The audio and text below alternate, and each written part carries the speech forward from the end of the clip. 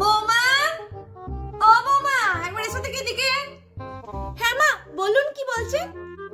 আর বলো নে, এই বাবুর ঘরে একটা আমার ঘরে একটা মশা দুধ দিদা দেখি এত মশা ছিঁড়ে দিল, সন্ধ্যে থেকে একদম টেকা যাচ্ছে না গো।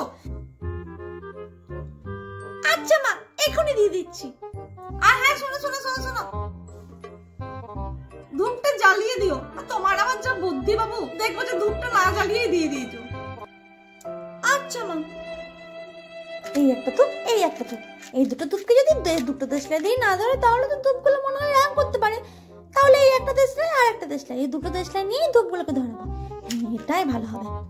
আরে আরে করছোটা কি? দুটো দেশলাই জ্বালছো কি জন্য? হ্যাঁ এই বাবা, মা আপনিই তো বললেন দুটো ধূপ ধরাতে। এবার দুটো ধূপকে যদি আমি দুটো দেশলাই দিয়ে না ধরাই তাহলে তো ধূপগুলো রাগ করতে পারে, তাই না? ওরা ভাবে যে ওরা দুজন আছে আর আমি একটা দেশলাই দিয়ে ওদেরকে ধরাচ্ছি, তাই যদি ওরা রাগ করে তাই আমি দুটো দেশলাই দিয়েই দুটো ধূপকে আমি ধরিয়ে দিয়েছি।